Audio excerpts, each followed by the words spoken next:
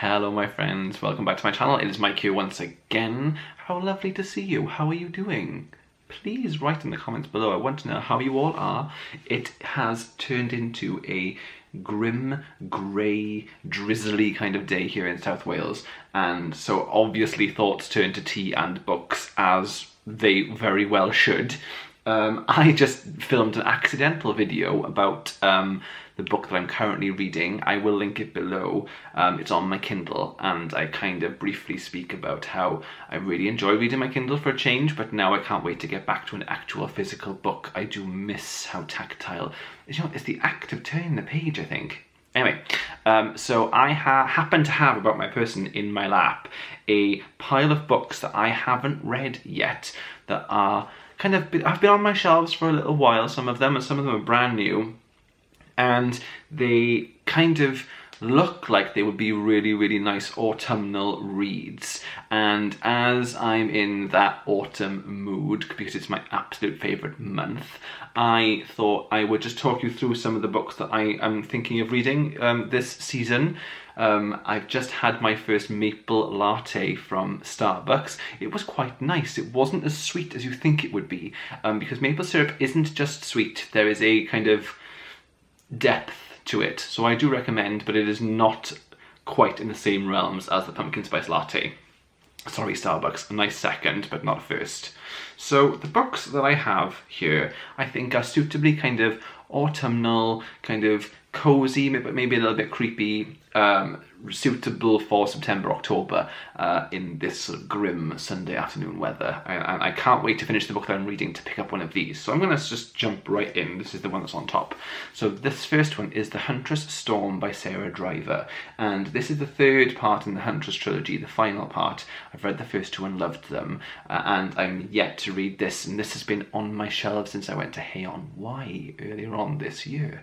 And I can't wait to read it, but I'm also, I don't know why I'm putting it off. Maybe I just don't want it to end. It's been a really, really good story with some fantastic characters and a really great adventure.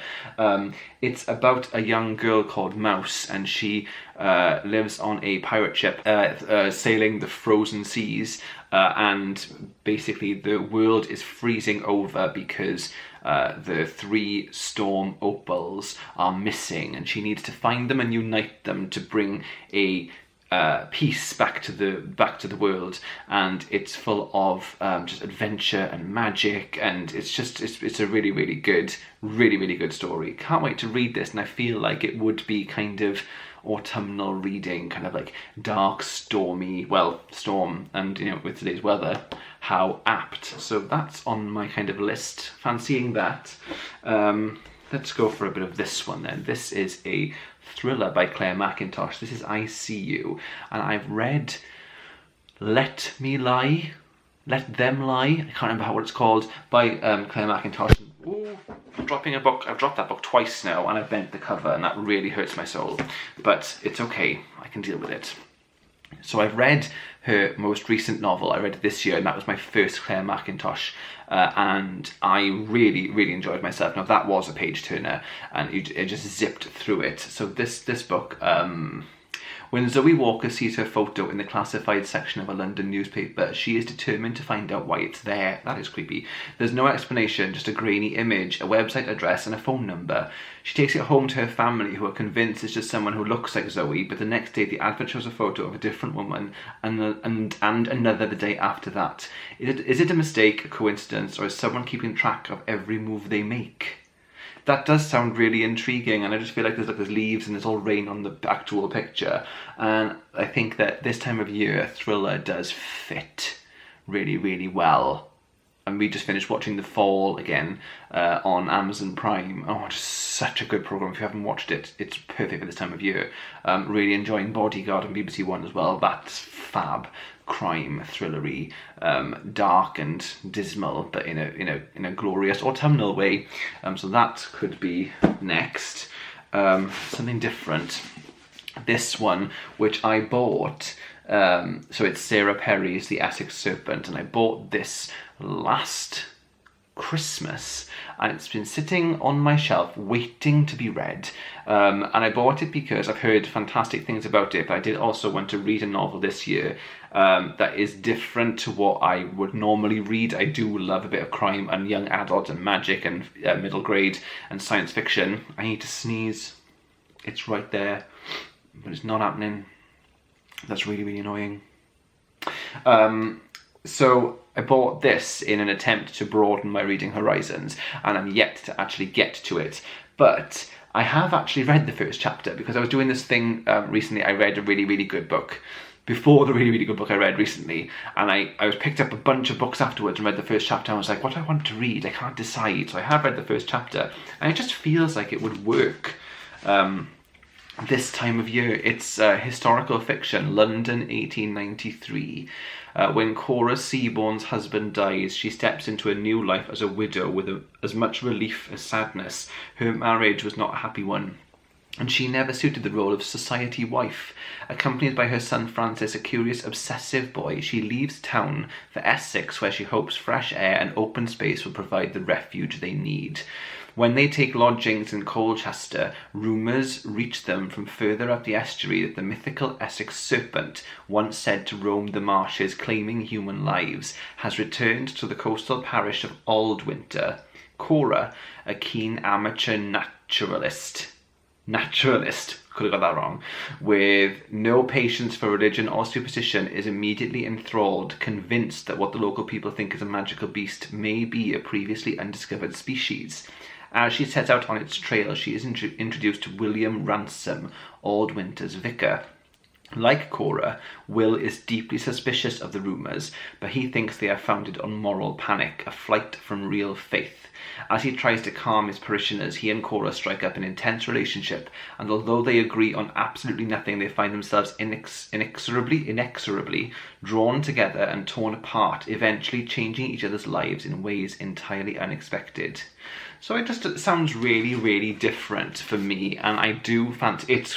I fancy it, and look how glorious it looks. I mean, I don't know if this is going to focus, but ooh, look at that, amazing. It's just stunning, and I am drawn to it. I like the idea of reading a bit of historical, dark, kind of gothic fiction. So that is also on my pile. Let's do this one next. I picked this up from a charity shop very, very recently. The Cook was calling Robert Galbraith, or as we all know as J.K. Rowling, and I very much enjoyed watching this year the Strike TV show. There's been several episodes, but I think it's like a couple of episodes per book, if that makes sense. So there were 3 episodes for the first book, which I watched and enjoyed, and then 2 episodes for each subsequent book that's been released. There's a new novel coming out shortly. I think that's in autumn as well, ready for the Christmas buyers, of course. But I've not read this, and I picked it up for £1 in a charity shop. And I thought, you know what, why not? And I do enjoy London. So this is about when a troubled model falls to her death from a snow-covered Mayfair balcony, it is assumed that she has committed suicide. However, her brother has his doubts and calls in private investigator Cormoran Strike to look into the case. Strike is a war veteran, wounded both physically and psychologically, and his life is in disarray. The case gives him a financial lifeline, but it comes at a personal cost. The more he delves into the young model's complex world, the darker things get and the closer he gets to terrible danger. So yeah, it was a good show. I enjoyed the show, but I kind of want to read it. I want to give it a chance. So yeah, that feels like quite an autumn claustrophobic London in the winter, but you know, it's close enough. So yeah, that's what I fancy reading. I have one more book to show you, but my battery light's flashing. I don't know how long it'll last, so I'm going to sign off now, and if I get around to it, I'll record the next one later. Thank you, guys. Which one would you read next? Hi guys, so had to leave you there. Sorry, because my camera battery died, but it has charged whilst I had a bath, which was nice. I had a Lush bath bomb, a green avocado one. I don't know what it's actually called, but it was really nice and chilled. And then I read, and I have read more of that book. So nearly finished it. It says I've got about an hour left. So hooray! But the last book on my pile of potential autumn reads is this a beast. I mean, it's a beautiful beast, but a discovery of witches. Now, I've not read this, but yesterday I watched the first episode in the Sky One Bad Wolf adaptation, and I really, really enjoyed it. It was just, I don't know, it just suited my mood. I wanted to see something magical, something kind of, you know, demons, vampires, and magic, but also set in England, and it's autumnal. The colours were beautiful. It just fitted what I wanted to watch yesterday, and I really wish that the whole box set was available to binge, so I just felt like I would have watched loads.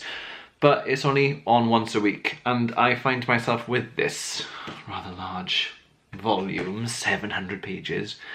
Okay, that's going to be a labour of love. But I have also never read a book that I've never read before whilst watching its adaptation on TV.